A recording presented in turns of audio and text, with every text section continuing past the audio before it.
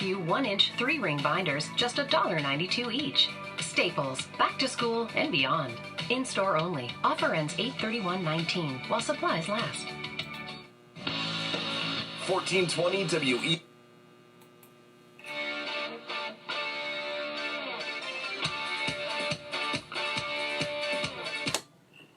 Name of this bumper music is called Gridiron.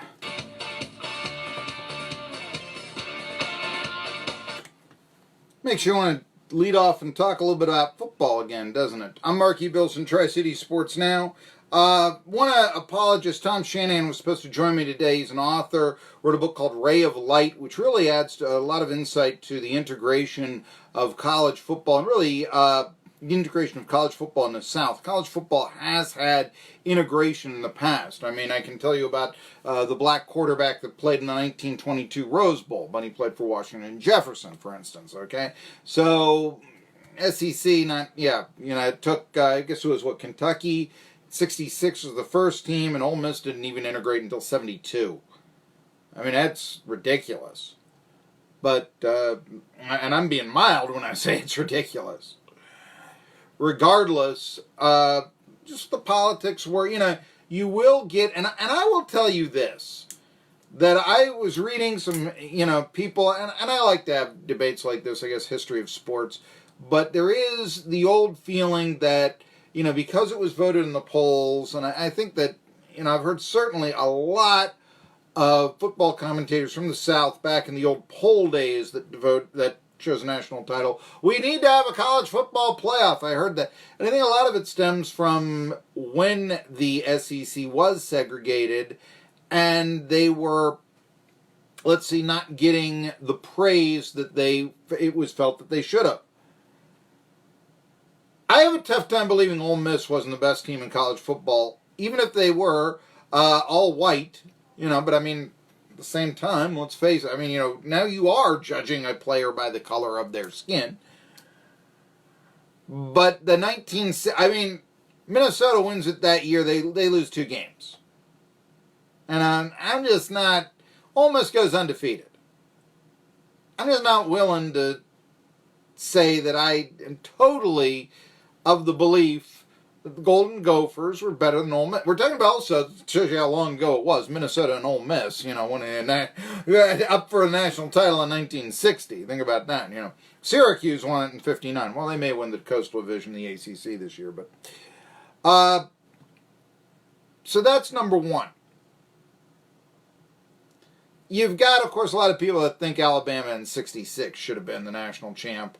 Because they did, I believe, have a perfect record. And, of course, you had the, playing for the tie, the Notre Dame-Michigan State game, the 10-10. And I guess it was a split national title that year between Michigan State and Notre Dame. And the feeling was, a lot of people, that it was, yes, Michigan State was integrated, so they deserved to win, or Notre Dame. They had Alan Page.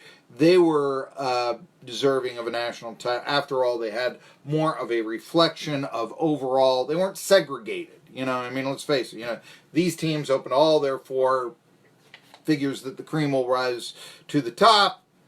This team, Alabama, is not. Now, also, Alabama had won national title 65 and 64, although I guess there are 3 teams that claim a title in 64, including Arkansas. But, so you got this back and forth, but a lot of Alabama fans will tell you 66, they should have won it. Now, Tom Shanahan says not so fast, and he's going to tell you about Ray, that's why the book is called Ray of Light, Jimmy Ray, who was the quarterback from Fayetteville, North Carolina, wasn't given a chance to play down south, so he went to Michigan State to play. Same thing with Bubba Smith. Bubba Smith would have, likely have gone to a Texas school. That's where he was from. They weren't integrated. Michigan State, Duffy Doherty said, you can play. We're not about that. Come up here. All right. That's why I won a national title. So, we're going to talk to him, and he has a lot of idea on what that 66 Michigan State team did to really change college football. A lot of talk about when Bear Bryant took a beating in 1970 against an integrated Southern California team, that this was what, basically sold off Alabama, Ole Miss, all of the SEC you've got to play these guys. We can't just let these guys go. I mean, you think about a NFL Hall of Famer, John Stallworth, who is now a partial owner of the team he once won 4 Super Bowls with, Pittsburgh Steelers. He went to Alabama A&M. He enrolled in 1970. If Alabama was a little more forward-thinking, or if they never were that bigoted, think about it. I mean, yeah, you get the idea that John Stallworth would have been a member of the Crimson Tide. Or Auburn, or I don't know, maybe, Tennessee gives him the best recruiting pitch, and he goes there. Hey, we finally have that single win. Yeah, we'll throw the ball to you, John. Who knows? But we're going to talk about this with Tom Shannon. We won't talk about him today. We were supposed to. He had to cancel at the last minute. We have rescheduled for 1:30 on tomorrow. So, fascinating look at the history of college football coming up.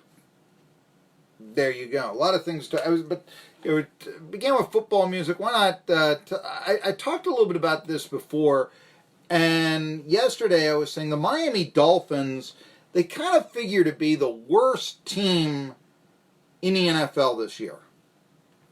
I mean, we all know about Fitzmagic at the last 2 games. He's going to be our starting quarterback. They traded for Josh Rosen. I wouldn't surprise me if in a few years Josh Rosen is a big winner in Miami. It wouldn't surprise me at all. But that's, we're talking 2022. Well, this is 2019. And the big news out of camp was that Brian Flores, their new coach, he fired the offensive coordinator, the offensive line coach, Pat Flaherty, who had only been in the league for 20 years, 4 days into camp, and he replaces him with Dave D. I'm hoping I'm pronouncing this name right, Guglielmo. He replaces him with and says he's a better fit for the team. That has local interest. Remember, Dobbins Bennett's Daniel Kilgore, he's trying to start on the offensive line this year for the Miami Dolphins. I think there's a lot of factors here. From a communication standpoint, from a fit standpoint, and I just felt like, for us as a team, we needed to make the move. I thought it was the best decision for this team, this organization. There was no one specific incident. I have a lot of respect for Pat Flaherty. He's obviously coached in this league a long time. But at the end of the day, I felt like Googe would be a better fit. He's somebody that I had targeted, as an O-line coach. If I ever had an opportunity, he wasn't available. When this process started, and then he became available, and we brought him in, and I just felt like for me and this team and our staff and that offensive line group that was the right move to make, or this was the right move to make. So there you have it. That's why, but still, it speaks of chaos, doesn't it? Then again, look at ETSU last year and Marcus Satterfield during spring practice. That was the same day that Randy Sanders, when he left to go to Baylor for an entry-level job, that was the same day that that Tyree Robinson, that Randy Sanders got suspended for the slap of his best defensive back. And then they started calling the best defensive back soft. And now SouthernPigskin.com says that defensive back is the best player in the SoCon. So, ETSU fans sometimes getting it wrong and all this. Anyway, Ryan Fitzpatrick, he gets it right when he first comes out. Then as the season goes on, but he is going to be the Dolphins quarterback, at least to start. And he is comfortable with himself, so he says.